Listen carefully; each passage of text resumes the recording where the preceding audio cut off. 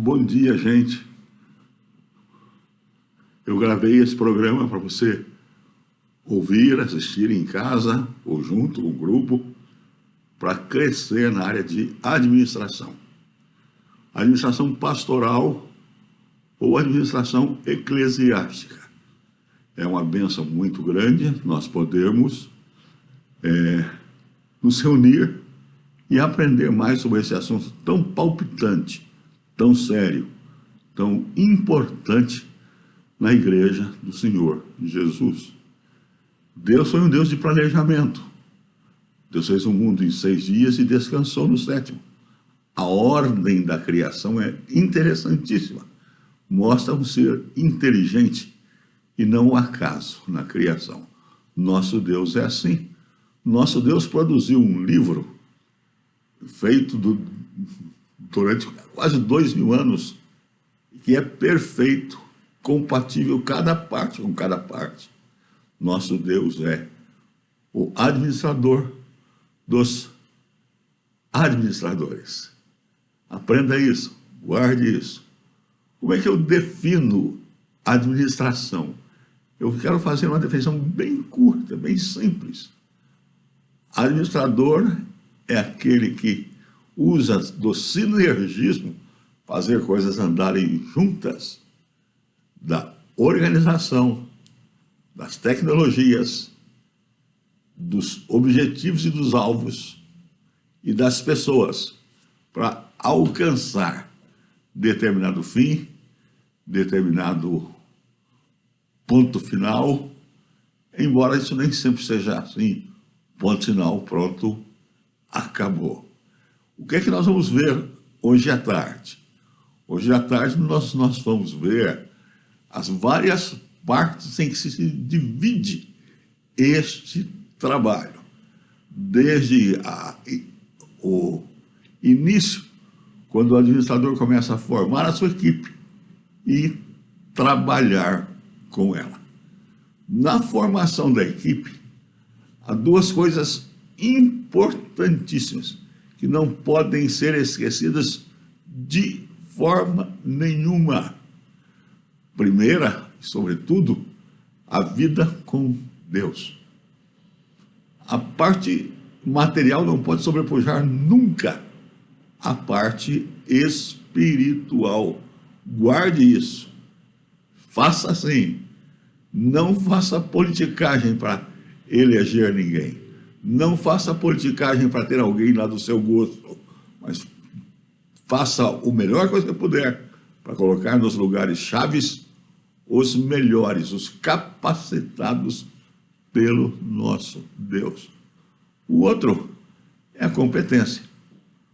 Na igreja, interessantemente, nós temos competências diversas e perfeitas e belíssimas que nós podemos usar para administrar as coisas de Deus. Mas, como que esse homem, então, em primeiro lugar, eu falo do recrutamento.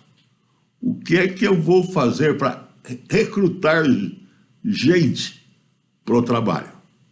Primeira coisa, seja positivo. Positivo. Eu dou aula dessa matéria no seminário e faço sempre uma pergunta aos alunos, repito a pergunta, e a resposta é repetida também. Como é que se arregimenta professores de adolescentes na sua igreja? Aí alguém diz, não arregimenta, leva na marra. Estou com uma dificuldade com os adolescentes da minha igreja, preciso de você lá, rapaz, nos ajude. Não é assim. De jeito nenhum. Inclusive, ele não deve ser posto de uma vez nessa função, por pior que a coisa esteja.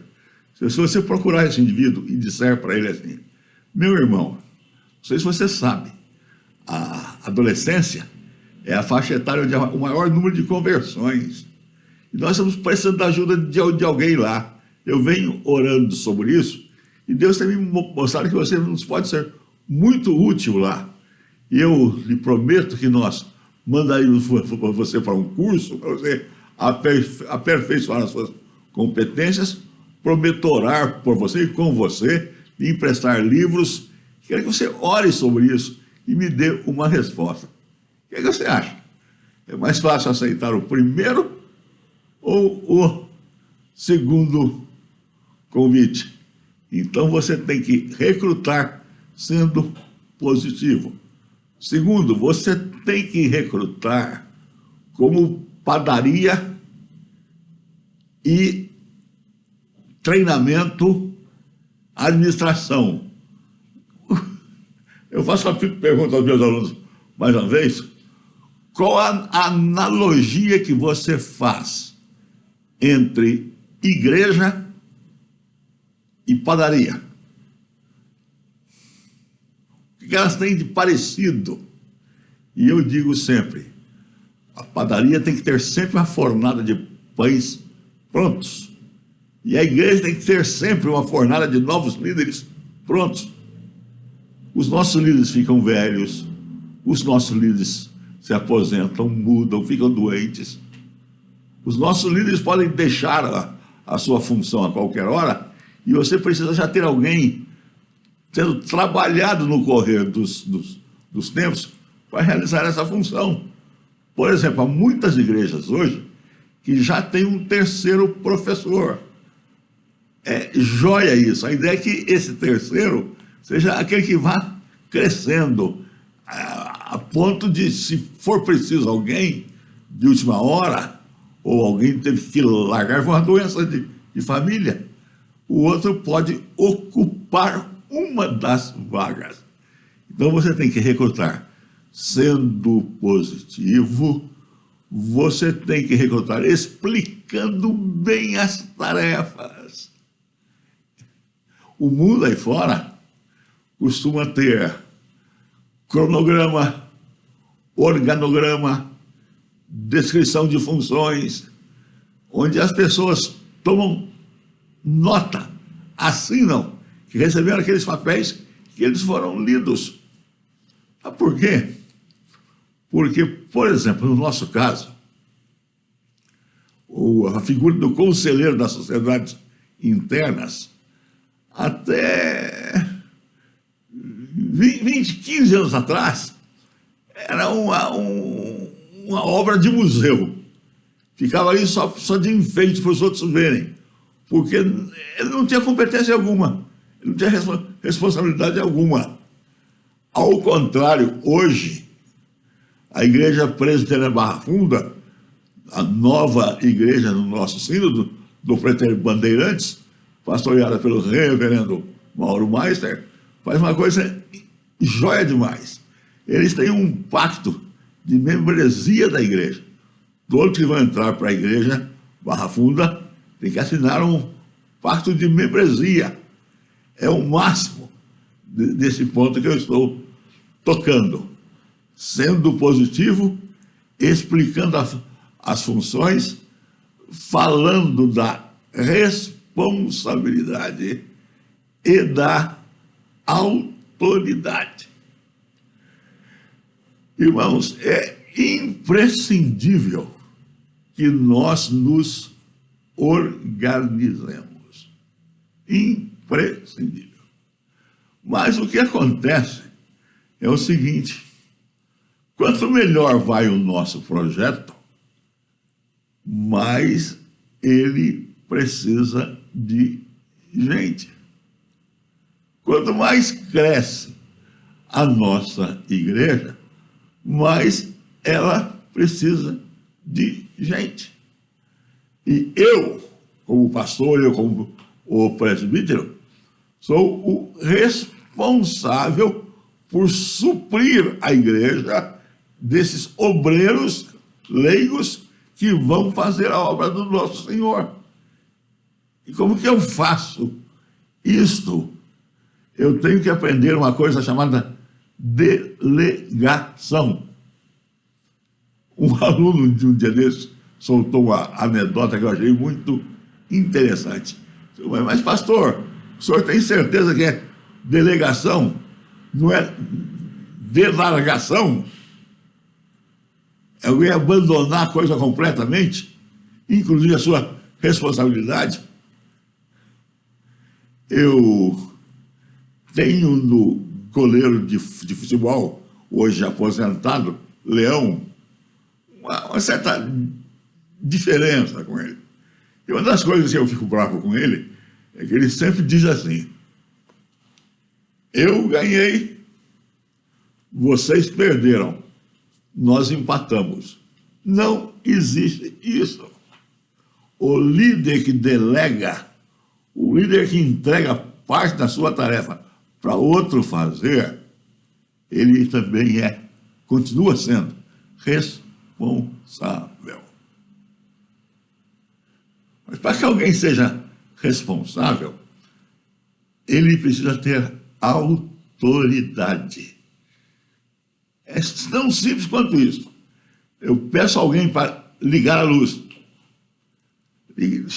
ligar o interruptor. Qualquer um pode fazer isso, sem problema.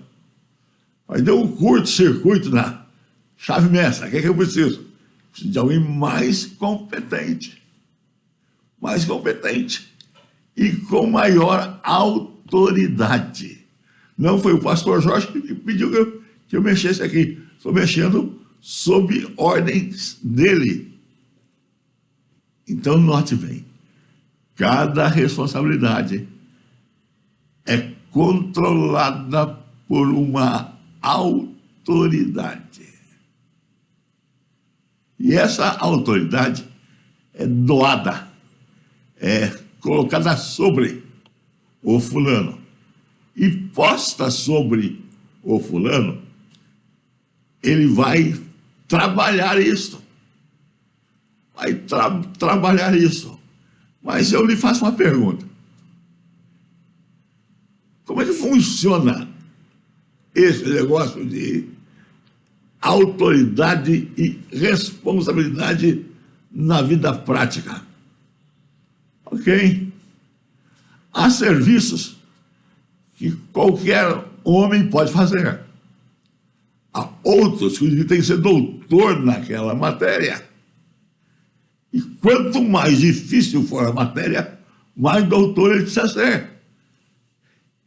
E quem delega precisa, entendendo isso, deixar claro para ele e para os outros a sua autoridade. Nós pegamos uma coisa muito atraente na Coreia do Sul, quando lá estivemos, nós fomos atendidos por Paul Yong-Soo. Ele nos deu 10 minutos só. Você imagina a vida dele. E nós dissemos ao Paul Yong-Soo: escute, no Oriente, onde a cultura ainda é pior do que no Ocidente, da subserviência, da subordinação da mulher ao homem, como que você faz com 3.000 grupos pequenos, onde você mesmo já confessou que usa muito mais mulheres do que homens, e que assim mesmo há problemas de liderança? Não, ele disse: não, eu não tenho isso. Eu resolvi isso de uma maneira muito apreciada por gente que vem aqui. Eu mandei fazer um cap, um bonezinho, que representa a minha autoridade. E qualquer um, não só as mulheres, mas os homens também, só podem ministrar na igreja, em qualquer lugar, ministração da palavra, usando o bonezinho. Terminou, tira o boné e guarda. Iniciou, pega o boné e põe sobre a cabeça. Assim, todo mundo que olha para ele sabe que ele não é ele exatamente, mas ele está representando o pastor da igreja, Paul Yong-Soo. Vamos usar cap, irmãos, para demonstrar de onde vem a nossa autoridade. Pense consigo e me responda: de onde vem a autoridade de presbíteros, diáconos e pastores? De onde vem? Pensa aí com você. mata essa charada. De onde vem? Vem das Escrituras, da Bíblia, já tocamos nisso, e vem da Constituição da Igreja. Você tem que saber aquele livrinho, cara. Você precisa entender aquele livrinho preto muito, muito, muito. Alguém, um dia desse, me fez uma pergunta em sala de aula: reverendo, como é que eu vou conviver com os mais velhos na minha igreja? Eu disse: fácil, rapaz, fácil. Ele tem experiência. Experiência o ensinou. Você não tem a experiência. Faça da Constituição a sua norma para crescimento. E você vai ver que você vai se dar muito, mas muito bem mesmo, debaixo da graça do nosso Deus Santíssimo e poderoso. Então você já viu o recrutamento. Agora eu quero falar com você sobre permanência. Permanência. Você já viu isso? O rodízio de liderança que a gente tem na igreja. O indivíduo é presidente do MP 1 ano, não quer ser por 5, para descansar. O diácono é diácono seu mandato e não quer mais. Pronto para ir para um spa. O presbítero não tem tempo para mais nada, porque a vida não é fácil. Não é fácil. Eu conheço gente que tem 3 empregos para manter um nível de vida razoável só. Então, o que é que eu preciso fazer para animar essa pessoa? Eu preciso, primeiro do que tudo, treiná-la bem treinado. Irmãos, há uma variedade de cursos por aí. A Casa Editora tem um curso sobre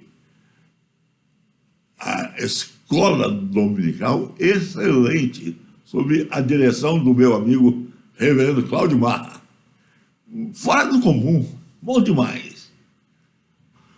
Você tem um ministério em São Paulo para trabalhar com adolescentes, que é o que há de bom. Excelente, excelente.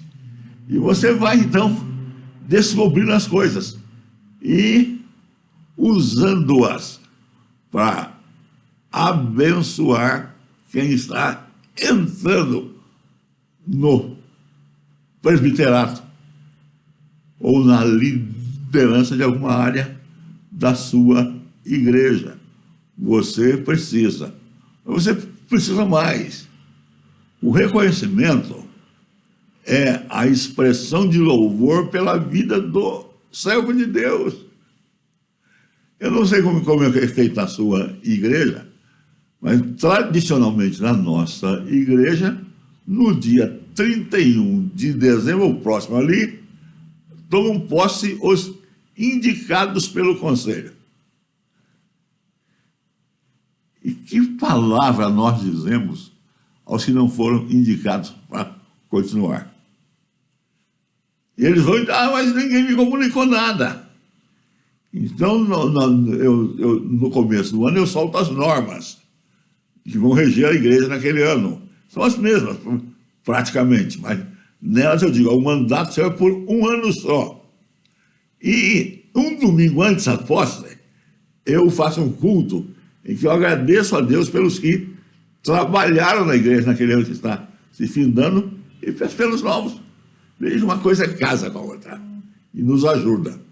Mas também, por outro lado, você pode reconhecer o aniversário do indivíduo, dá um presente para ele, dia dos professores, de vez em sempre, entre aspas, no seu culto, quando se divide para a escola dominical, você fazer uma oração de agradecimento pelo ministério daqueles irmãos. Você pode fazer muita coisa, mas muita coisa mesmo, que vai ajudá-lo a conservar os seus líderes. Mas você precisa também estar disposto a ouvi-los. Meus irmãos, Como nós temos sede de ouvir, sede de ouvir, sede de ouvir. E, às vezes, esse ouvir tem que se ouvir um elogio. Um elogio. Sim, senhor. Alguém fica bravo. Ah, mas não. Pois, mas deixa eu começar a ficar mais claro. Há muita gente contra lavrar-se em ata um voto de louvor pela vida do fulano de tal. E o indivíduo diz, não, esse louvor é só a Deus. Não é não, senhor, meu irmão. O tipo de louvor na Bíblia não é só um, não. Por exemplo, Paulo aos Coríntios diz assim, olha, irmãos, eu não me importo que vocês me julguem. Sinceramente, eu não me importo nem com o julgamento meu a respeito de mim mesmo. Porque é divino o Senhor e vai julgar, inclusive as coisas escondidas no coração. Então nós vamos receber dele o louvor. Louvor. Não o louvor que eu dou a Deus, mas o louvor. E fazendo dessa forma, eu preciso aprender outros princípios simples, mas extraordinários nos relacionamentos humanos. E é o seguinte: bronca na conversa individual privada, elogios para todo mundo ouvir. Mas o que nós fazemos? Nós fazemos ao contrário, exatamente. Nós elogiamos pessoalmente e criticamos publicamente e depois achamos ruim que ninguém quer trabalhar conosco. Não vai querer mesmo. Não vai querer mesmo. Tenho certeza que não vai querer. Então você precisa reconhecer. Mas eu volto à velha chave. Você precisa orar por eles. Todos os dias, orar pelos seus líderes, orar pelos seus comandados, pelos seus auxiliares e ouvir das lutas que eles enfrentam. De vez em quando ir à classe dele, deixar claro que você não está indo lá como fiscal, mas alguém que quer conhecer para melhorar. Isso sim, isso sim. Isso é importantíssimo, importantíssimo. Então, nós já vimos como arregimentar, como conservar, e agora eu quero falar sobre como aprimorar os nossos liderados. O mundo muda, irmãos. O mundo muda. E não muda segundo a nossa vontade, não. Não muda segundo a nossa vontade. E nem na rapidez que nós não queríamos que fosse mudado. Muda rapidamente. A moçadinha da sua igreja quer saber de internet, do virtual, do hi-fi e mais uma penca de coisas lá. E você, o que você faz? Há duas coisas impressionantes. Primeiro, o reverendo Mauro colocou, mais uma vez, para mim, que o grande evangelista da Igreja Barra Funda foi o WhatsApp. Foi o mundo virtual. A maioria das pessoas que o reverendo Augusto Nicodemos leva a Cristo ou leva a fé reformada são os programas no YouTube. E muita coisa é feita nesse sentido. A minha igreja, a Igreja da Lapa, a qual eu estou deixando logo por aposentadoria, está tendo nesse período uma riqueza de possibilidades na área virtual que nós ficamos encantados com isso. E aí chega lá na frente o seminarista, o pastor, o presbítero, que não sabe nem ligar um data show, não sabe nem o que significa PowerPoint, não sabe nem o que significa high-tech. Ele vai fazer alguma coisa. Ah, mas isso é vaidade, isso é... Não, não é não, querido. É a evolução do mundo. E você precisa dar treinamento, treinamento, treinamento aos seus liderados. Se você não fizer assim, coisa muito estranha vai estar acontecendo. E essa é a responsabilidade do pastor, porque ele que é o mestre na igreja, ele que é a pessoa responsável pelo ensino. Se há boa relação entre conselho e pastor, e deve haver, a gente faz o seguinte: o conselho me ajuda a lembrar dos treinamentos, e eu indico as pessoas, chamo as pessoas. Eu preciso, às vezes, gastar com um congresso de homens, de senhoras, de mocidade, de UCP, de escola dominical, de evangelização, de reciclagem teológica. E eu creio, irmãos, que é dever do conselho da igreja investir nisso. Investir nisso. O seu irmão, líder com você na igreja de Cristo, vai virar um homem mais competente. E você será também abençoado por Deus, através dele. Então, note bem, hoje você tem que escolher, arregimentar, delegar as funções, mas é uma outra coisa que você precisa fazer, dificílima no nosso meio, dificílima. Nós não somos corajosos o bastante para isso. Isso se chama prestação de contas. E prestação de contas aqui não é prestação de dinheiro, também prestação de contas financeira. Mas o indivíduo tem que saber que em algum momento ele será avaliado.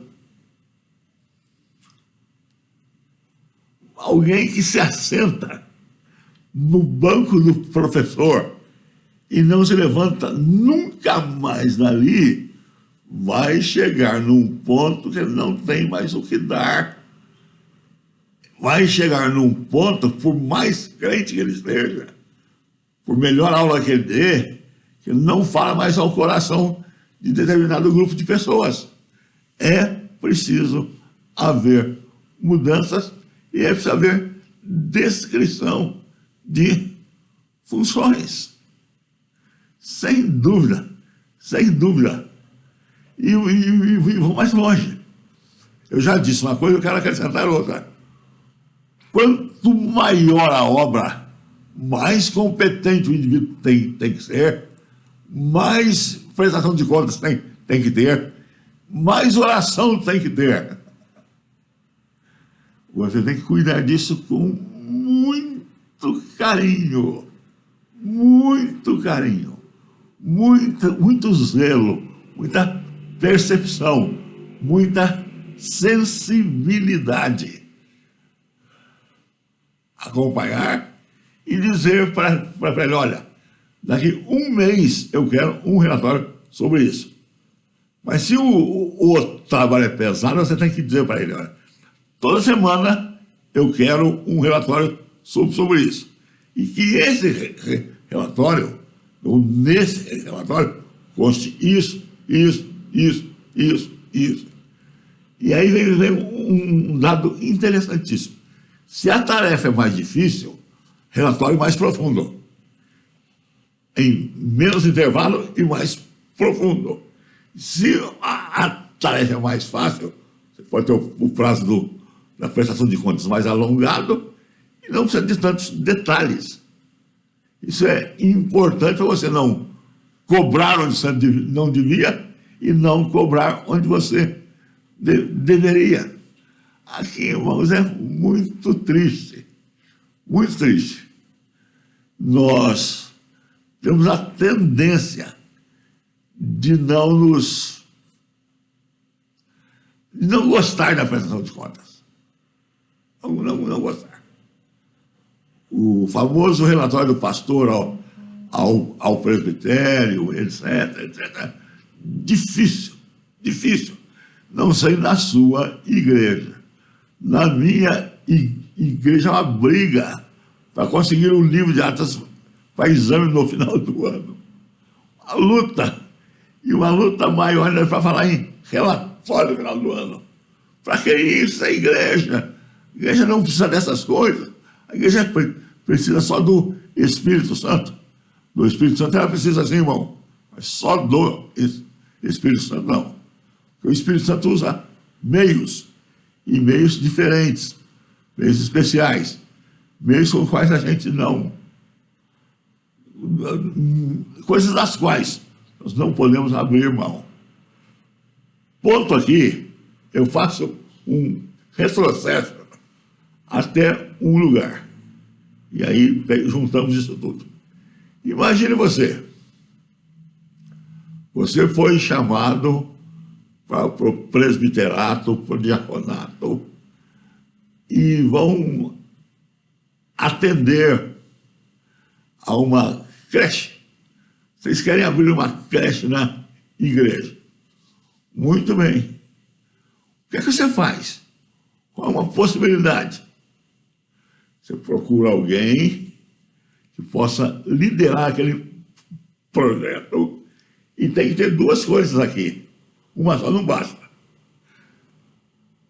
Não dá para abrir uma creche aqui no meu prédio. Nem de graça. Não dá. Não vou abrir jamais. Mas passou, o que é isso? Sabe por quê? É um prédio que só mora velhos. Então eu posso abrir aqui uma clínica de repouso, mas creche jamais, escolinha jamais. Então você tem que ver na sua igreja mão de obra e no bairro a necessidade a ser suprida. Atendido isso, você tem como um presbítero da minha igreja, que eu respeito muito, o presbítero Fernando, o campeão da causa. É por isso que muita coisa não vai para frente, meus irmãos.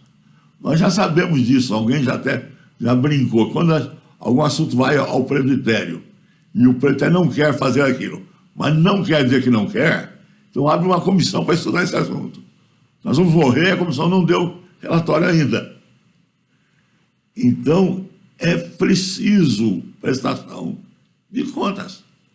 E você pode dar até um modelo para ele preencher, para dizer o que você entende por prestação de contas. E quando ele vai ter que se assentar com você, ou com o liderado seu superior a ele, naquela hierarquia surgida ali, que pode ser útil. Pode ser útil. Muito útil.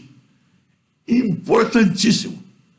E feito assim, prestação de contas não é feito no papel de pão. A gente falava daqueles recibos em papel de pão. A prestação de contas não pode ser alguma coisa rapidinha. Não, nós temos que cumprir isso aqui, mas isso é fácil. A gente tira isso com a mão só. Não faça assim. E pode chegar, meu irmão. Pode chegar. Tristemente pode chegar ao ponto de trocar o indivíduo. Isso tem que estar escrito. Para ele saber, ele leva uma cópia, você fica com outra. E você tem que ter paciência, mas você também tem que ter determinação. Então você, feito isso, reúne um grupo e faça a famosa chuva de ideias. Em Minas Gerais, isso se chama toró de parpite. Você vai fazer uma reunião em que é proibido dizer que não pode. Você vai colocar os sonhos das pessoas naquela área aflorados. Você vai mexer com elas e vai nomear um secretário, abrir a creche no bairro da Lapa, atingir 100 crianças não crentes, através deles atingir os pais, passa para coisas práticas, etc, etc. E aí, o que você faz com esse papel? O que você faz com esse papel? Você faz com esse papel o seguinte: você convoca uma outra reunião depois, já colocou em ordem numérica aqueles as ideias todas e começa a botar as prioridades, descendo ou subindo. Chegou lá na prioridade, você faz uma terceira reunião para aprofundar como eu vou alcançar os meus objetivos e alvos, e como eu vou distribuir o meu povo a fim de atingir aquele alvo proposto. Por exemplo, aqui é que entra a palavrinha organização.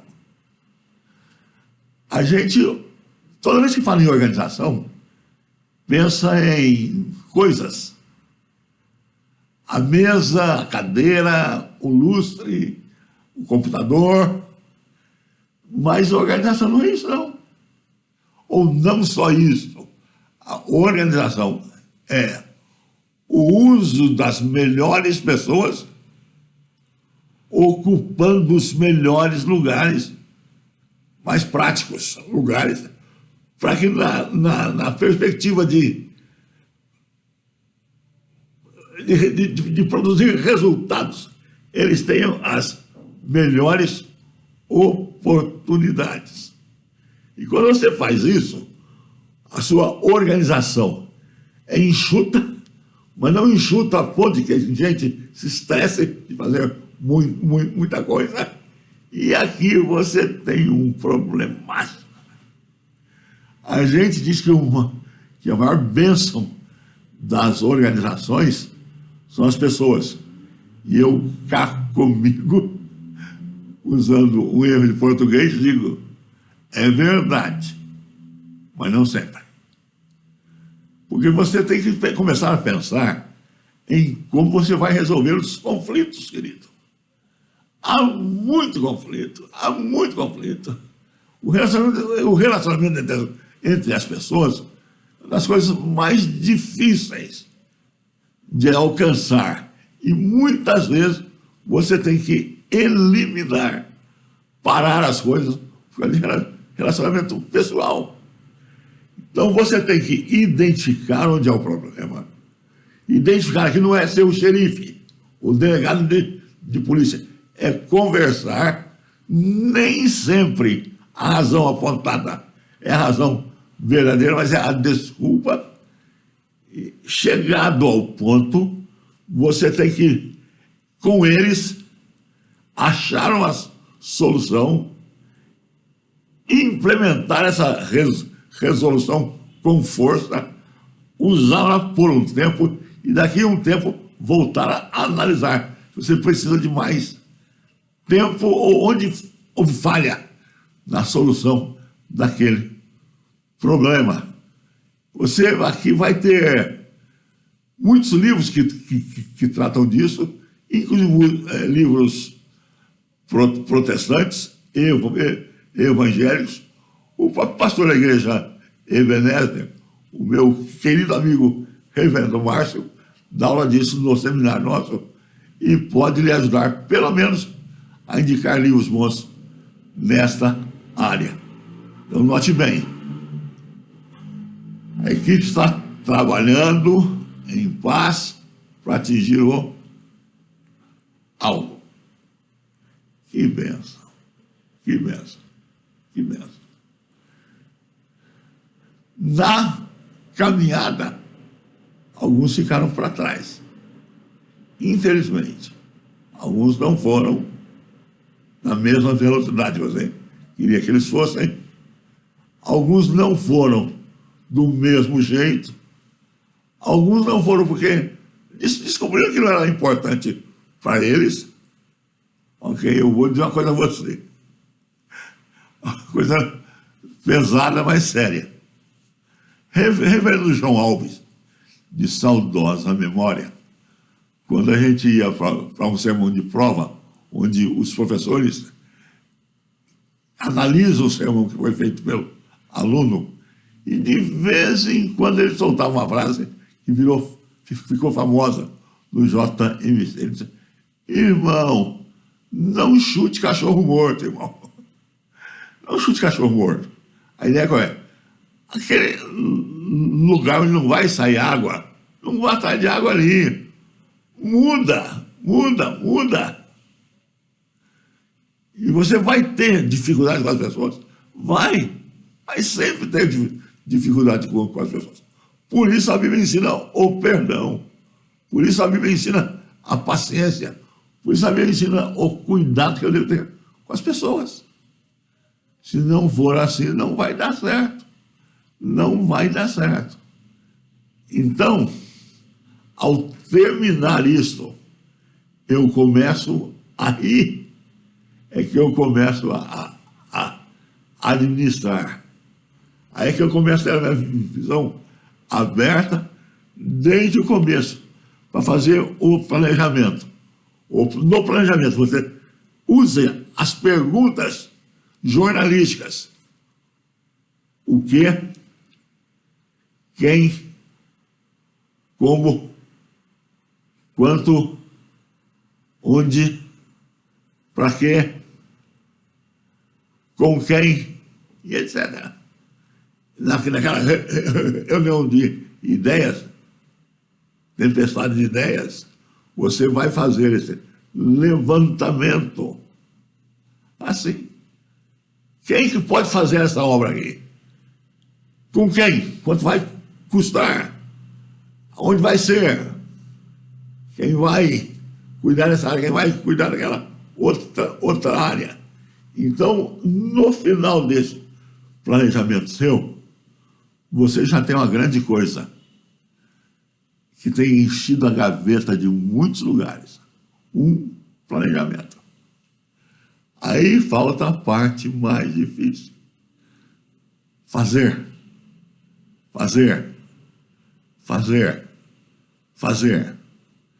E você tem que tomar um cuidado enorme para fazer o que Deus quer. Não entre em furada, meu irmão. Não entre em coisa para a sua glória, mas entre em coisa que glorifica o nome do Senhor.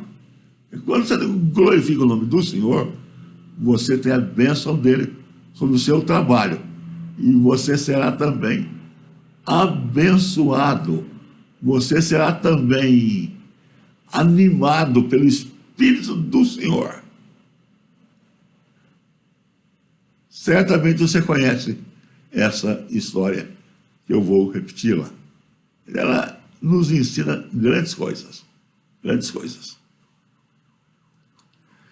3 meninos estavam conversando. Estava em construção uma igreja católica muito grande, um monumento, e os 3 meninos conversavam ali perto. O meu pai trabalha aí. O meu também. O meu também trabalha aí. E o que é que seu pai faz? Perguntaram ao menino. O meu pai, você não viu ver? Ele faz massa e leva para os outros irem assentando os tijolos. Só isso que ele faz. E o seu, o que é que ele faz? Ele pega os tijolos e a massa que o outro trouxe e vai levantando a parede. Que joia! E você, filho, o que é que seu pai faz? Meu pai está ajudando a construir uma catedral. É esta a questão, meu querido. É essa a questão. Você só está mexendo com barro. Você só está mexendo com tijolo ou você está construindo uma grande catedral. Eu soube, essa semana, talvez Revendo mais tenha mais notícias do que eu, de que um pastor do Rio, que dá aula no seminário também de administração, escreveu um livro sobre administração eclesiástica. Eu mesmo tenho uma coisa, não exatamente presbiteriana, mas se você quiser, fala comigo, no que eu puder ser útil a você, eu o serei, sem dúvida nenhuma. Aceita o meu abraço, nós vamos parar um pouco, você vai poder ver esse vídeo e o outro, eu vou gravar em seguida, para então poder aproveitar bem. Acho que você vai gostar muito da parte que vem aí, ok? Vamos descansar um pouquinho, a gente volta logo, se Deus quiser.